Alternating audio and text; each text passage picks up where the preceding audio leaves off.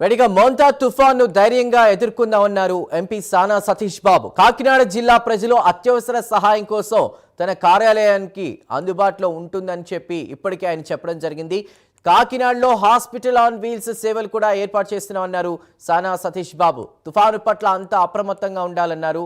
ఇప్పటికే దానికి సంబంధించిన చర్యలు కూడా చేపట్టారు.